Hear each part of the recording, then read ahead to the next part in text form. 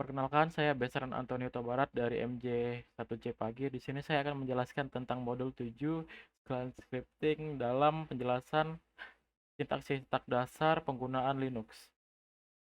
Oke, apa itu shell scripting? Shell scripting memungkinkan kita untuk mengambil urutan perintah yang kompleks, menempatkannya ke dalam file dan kemudiannya menjalankan file sebagai program. Ini menghemat waktu kita karena harus berulang kali mengetik urutan perintah yang panjang dan dilakukan secara rutin. Pada bagian ini, kita fokus pada cara membuat scripting shell sederhana. Untuk keperluan ini, diasumsikan bahwa Anda tahu cara menggunakan editor teks. Silahkan menggunakan editor pilihan yang Anda kuasai, yaitu V, Nano, Gedit, atau editor lain yang Anda sukai. Oke, langkah pertama. Ketikkanlah perintah nano sample.sh untuk membuat shell scripting sederhana. Kita mengetikkannya pada shell dengan contoh di atas, yaitu nano sample.sh. Selanjutnya, tulis sampel sh seperti berikut. Pada shell akan terbuka seperti ini. Baru kita memasukkan kode echo, halo kawan, lihat kalender untuk bulan ini. Menu echo adalah untuk memanggil kata-kata atau menampilkan kata hello kawan. Dan call itu untuk menampilkan kalender. Tekan Ctrl X diikuti dengan tombol Y, yang di mana perintah tersebut bermakna menyimpan file sekaligus keluar dari mode menulis file dan kembali ke shell. Langkah kedua, menjalankan script file sample.sh dengan cara mengetik perintah di shell titik slash sample.sh. Jika ternyata ditemukan error permission denied, itu artinya user belum memiliki hak akses untuk mengeksekusi file tersebut. Sekarang berikanlah perintah lanjutannya di shell, yaitu chmod plus x sample.sh. Chmod itu berguna untuk membuka akses. Perintah ini adalah untuk memberikan akses ke semua user terhadap file tersebut. Sekarang jalankan kembali perintah tersebut untuk mengeksekusi file .sh slash sample.sh, maka akan tampil output seperti gambar di bawah ini. Terlihat bahwa komen yang kita tadi itu sudah keluar. Yang pertama .sample.sh akan menampilkan kata-kata yang dari echo itu. Hello kawan, lihat kalender untuk bulan ini. Baru akan menampilkan kalendernya dengan menggunakan command call. Selanjutnya ada langkah ketiga, yaitu fitur umum yang digunakan dalam scripting adalah back counting. Dengan teknik ini, Anda dapat menjalankan perintah shell di dalam perintah shell lain. Hasil dari perintah internal akan dikembalikan sebagai argumen ke perintah eksternal. Tambahkan perintah berikut ini ke dalam file sample.sh pada akhir baris echo hari ini, date, tanda petik 2, petik, date plus persentase A petik. Sekarang jalankan kembali perintah untuk mengeksekusi file, yaitu titik backslash sample.sh, maka akan tampil output seperti gambar di atas.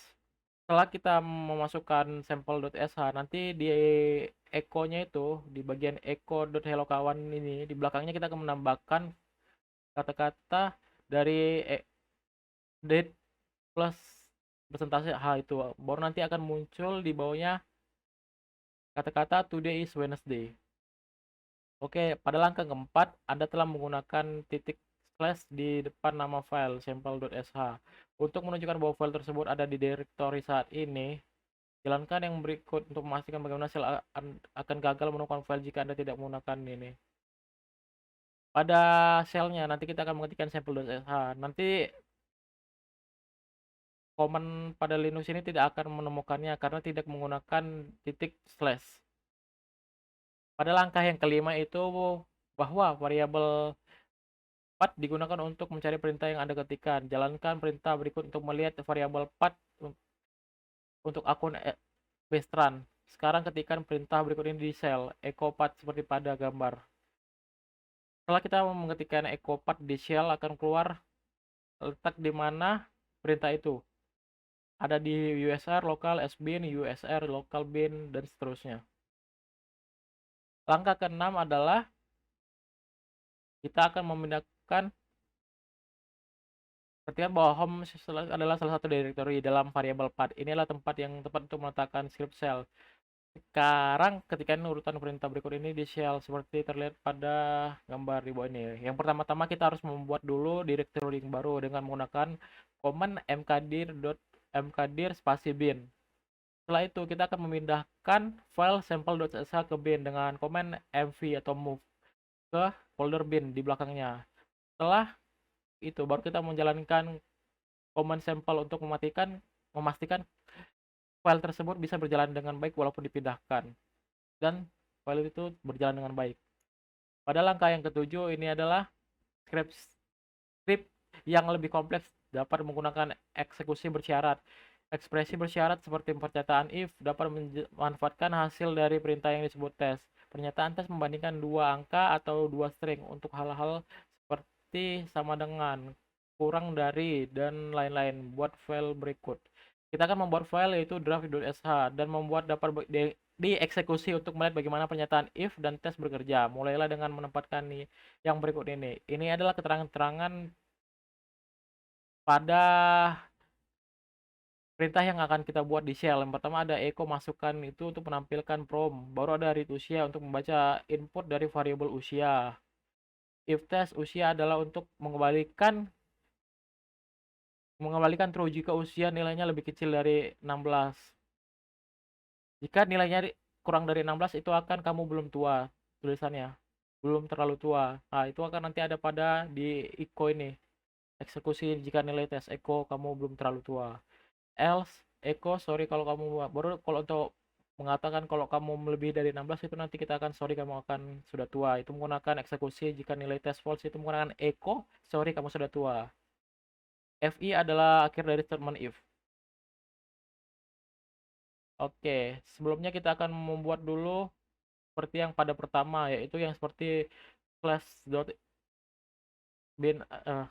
membuat dulu file bernama drive.sh, masuk ke dalam shellnya dulu untuk bisa langsung semua, seperti apa ya, seperti bisa memasukkan semua perintah dalam satu kali pekerjaan. Oke, baru nanti akan keluarlah di shell dengan kita membuat titik koma drive.sh akan keluar seperti ini. Baru kita buat echo, masukkan usia Anda, baru kita akan membuat read usia untuk membaca usia, baru if itu command untuk menghitung variabel usia 16, usia 16.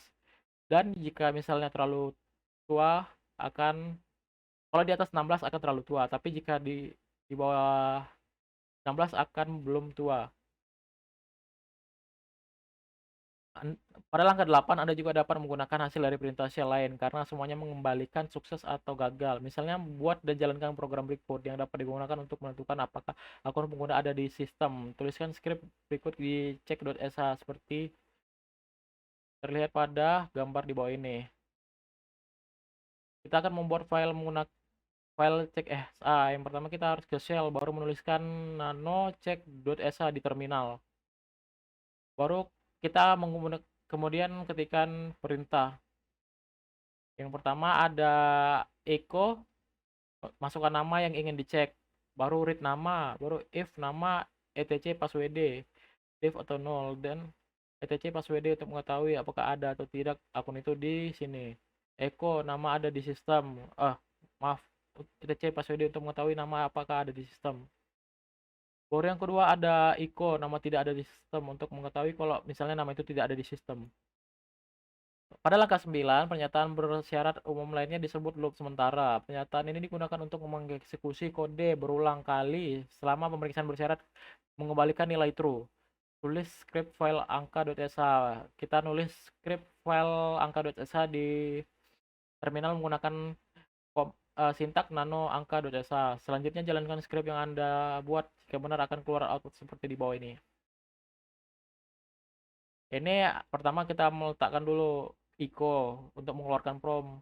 Masukkan angka lebih besar dari 100. Membaca angka menggunakan read angka.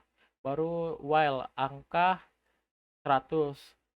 Echo angka tidak lebih dari 100, yaitu untuk mengatakan angka di bawah 100 dari 1 sampai 99.